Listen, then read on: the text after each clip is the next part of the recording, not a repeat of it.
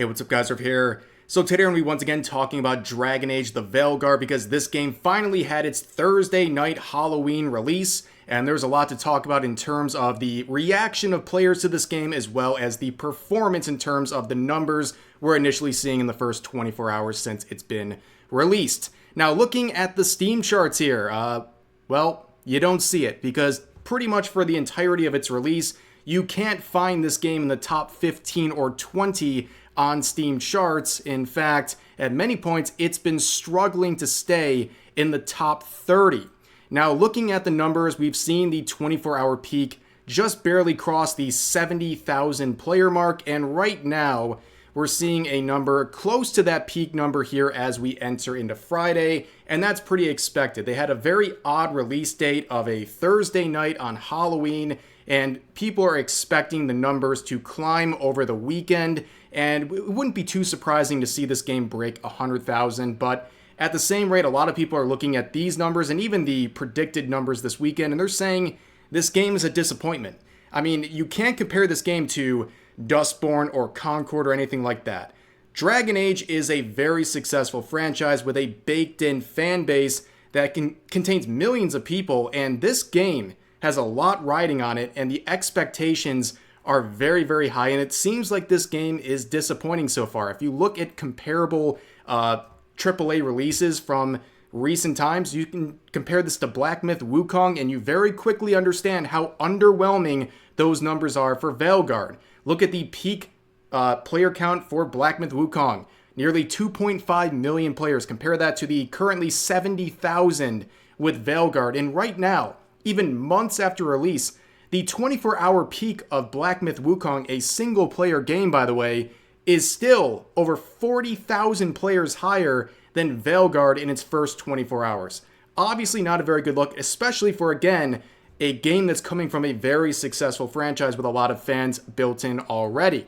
And compare this to Baldur's Gate 3. It's been out for over a year at this point, and right now their 24-hour peak is almost mirroring Veilguard, and in many respects there are some woke aspects of Baldur's Gate 3, but they're overcome because, well, it has a really good story and it's a very entertaining product, and a lot of people are saying that is not present with Dragon Age the Veilguard.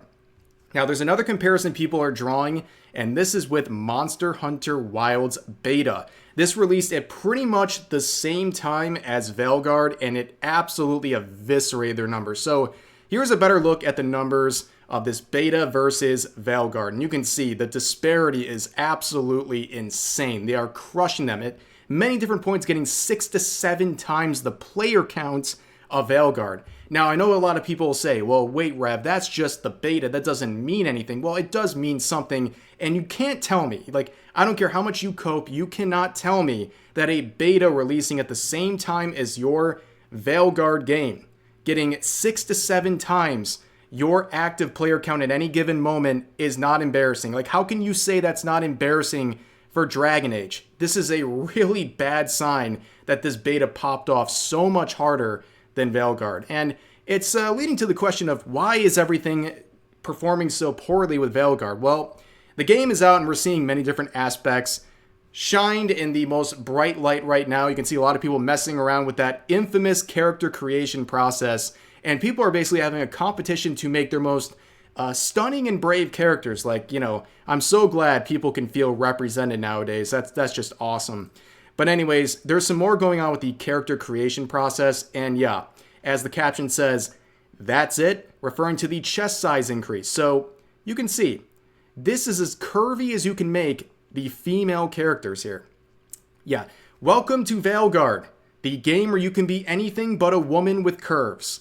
Moving on from that, there's been a lot of wild clips coming out of this game. Some of these were recorded back during the review stage, but now, of course, the game is live, and we're going to watch a few of these because the writing and the wokeness and everything combining into these god-awful scenes is just really Veilguard in a nutshell. And yeah, let's give this a listen. This is one of the craziest clips I've seen in gaming history. Pounding that snake's nose, she's still holding the ruby in her other hand. Maker's panties, I was so proud. Oh, Ah, shit. They're still holding it. Sorry. Oh, no, wait, did she just hecking disrespect her pronouns? Oh, man. This game, I'm glad they're actually taking a stand on this stuff with these medieval-themed characters and their pronouns. It's a very important issue they're taking up here. What are you doing?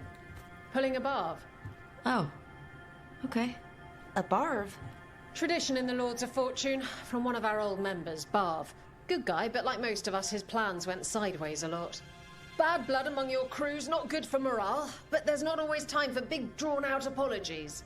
So when one of us screws up and we know we've screwed up, we do a quick 10 to put it right. Pulling a Barv. You know what? I think that's really brave and really inspiring as well. You know, you misgender someone, you get down and you do 10 push-ups. You pull a barv. And you know, in this case, yeah, that's the right thing to do because she disrespected her pronouns. Their pronouns. You know what, guys? In the spirit of this game, I'm going to pull a barv right now. Don't worry, my model's going to freak out. It's okay. Don't panic. I'm bringing the mic down on the ground with me. We're going to pull a barv. We're going to pull a barv. I messed up. I misgendered this character. All right, let's do them together. You can do them at home with me if you want. 1, 2, 3, 4, 5, 6, 7, 8, 9, 10. No, screw it. 11. Because that's how important these pronouns in this video game are to me. They're to be respected. Pull a barf, ladies and gentlemen. Yeah, someone made the comparison, or during a review from Skill Up, they said that basically this game looks like it was made with HR over the shoulder of the developers. And honestly, we're going further here. They're not just in the room with us. HR is literally giving you compliance punishments. They're punishing you and showing you what you should do if you misgender these characters. But let's continue. Oh, there we go.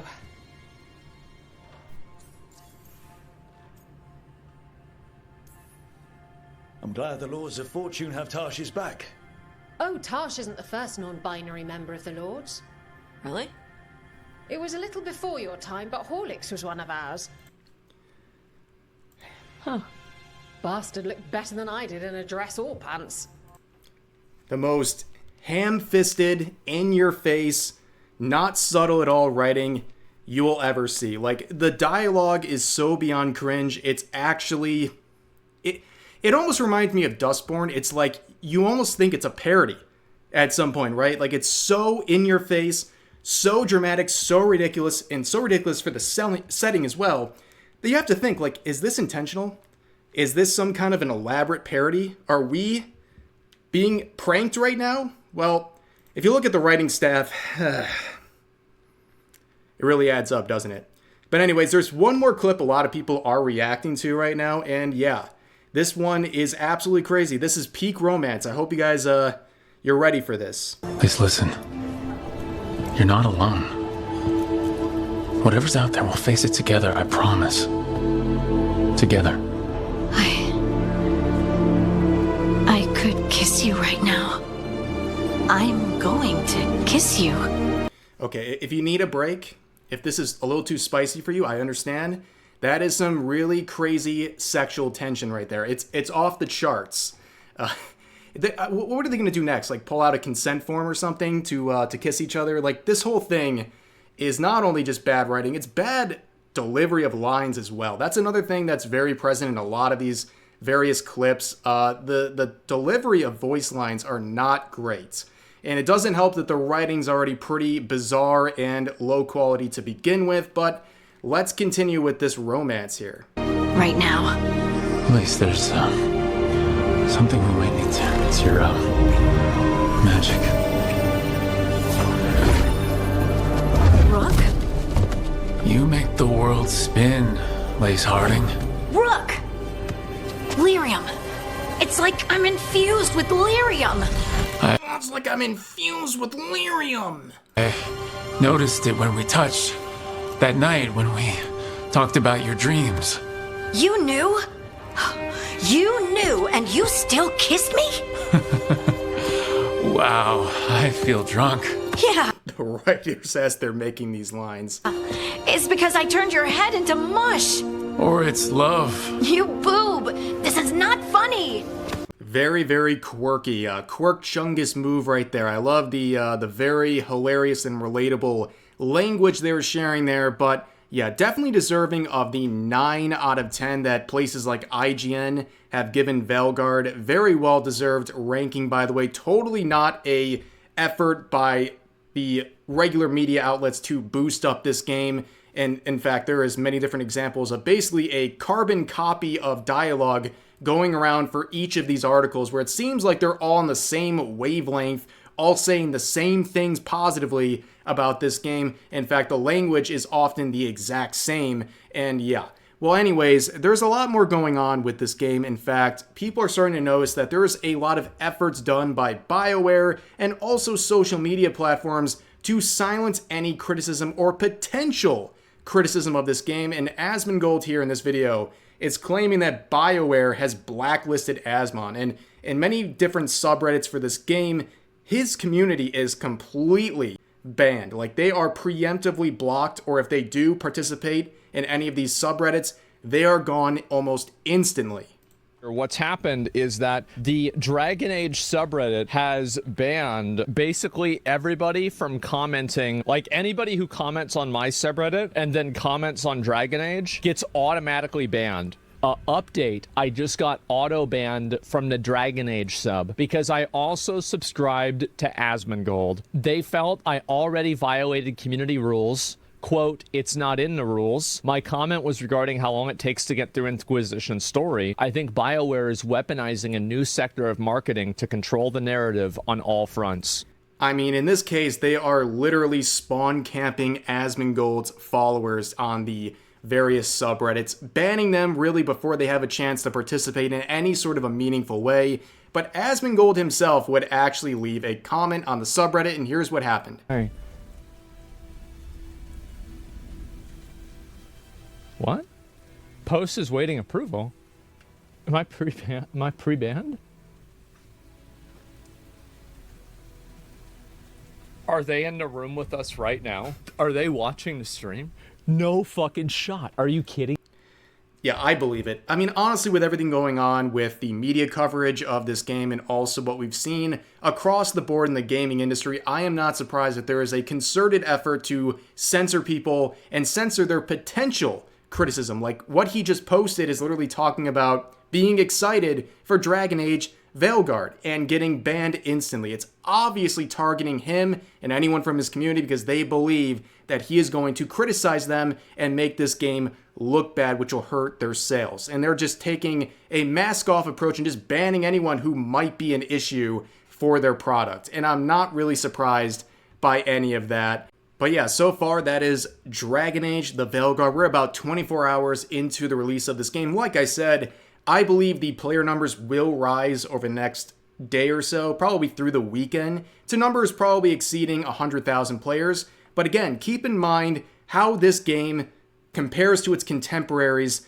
in the gaming industry, especially from this year, like Black Myth Wukong, and the level of success that game had versus Veilguard. They're not even in the same stratosphere at this point. So a lot of people are really riding on the success of this game. They are hoping it's going to succeed to prove some sort of a message that the people criticizing wokeness in games were wrong about everything, even though basically this whole year every game deemed as woke has failed horribly. They're now looking at Dragon Age and they're going to say no matter what, these numbers are impressive, even when in the greater scheme of things, they're actually underperforming quite heavily, and I am sure internally they are disappointed so far with the launch of this game. But for now, that's going to do it. I hope you guys enjoyed the video. As always, feel free to share your thoughts about today's topics in the comment section down below, and I'll see you guys next time.